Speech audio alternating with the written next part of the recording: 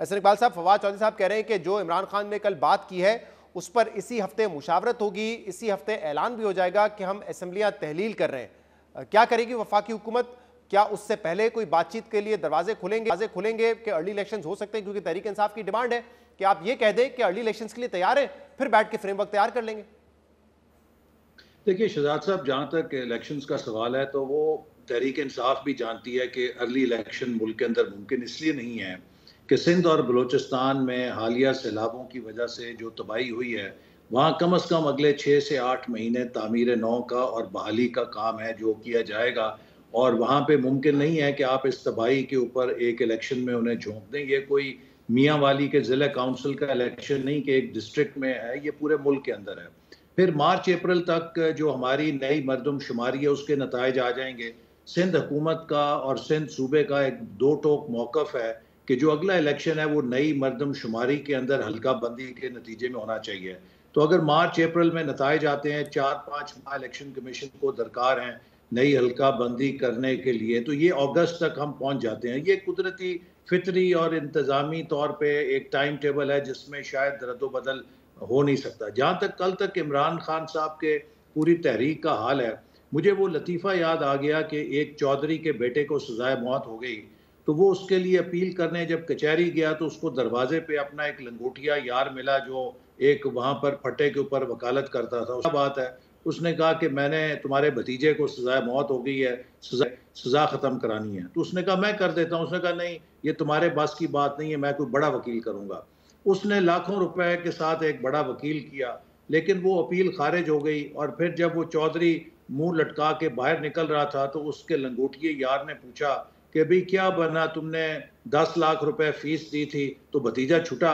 उसने कहा नहीं, सजाए मौत बरकरार रही। तो उसे कहने लगा अपने दोस्त को, चौधरी एक काम तो मैं मुफ्त ही करा सकता सी कि मैं यही काम तो मुफ्त मुझसे करा लेते जो तुम 10 लाख रुपए फीस दे के आए हो। खान साहब ने 7 महीने पूरी कौम को खलफशार में डाला, इंतशार फैलाया, बुलंदो बाग दावे किए, इस्तीफे लेने आए थे और अपने इस्तीफे दे के चले गए। और खुद ये बात भी मान गए कि अगर अक्टूबर में इलेक्शन होंगे तो हम इन पर दबाव बरकरार रखेंगे। अक्टूबर में इलेक्शन कराने के लिए किसी दबाव की जरूरत नहीं, वो आइन का एक टाइम फ्रेम है जिससे कोई वायलेट नहीं कर सकता।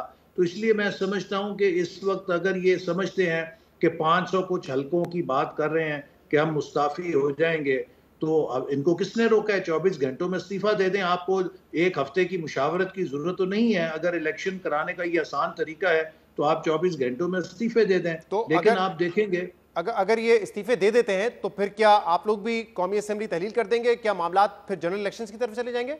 देखिए जो मुल्क की असेंबलियां हैं वो एक शख्स की अना की भेंट नहीं चढ़ाई जा सकती।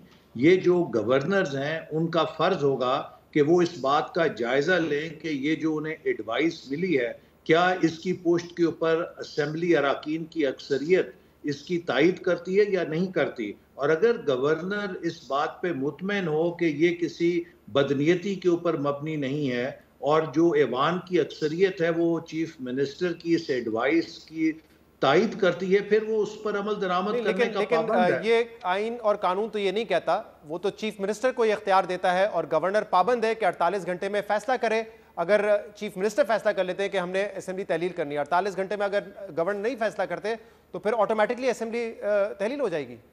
देखिए इसके ऊपर ये चूंकि एक लीगल इशू है, आपको पता है कि माजी में बलूचिस्तान और पंजाब असेंबली के चीफ मिनिस्टर्स के तहलील करने को सेट असाइड किया गया, चूंकि ये बात सामने आई कि वो बदनीयती के साथ सेट असाइड वो डिज़ोल्व की गई थी।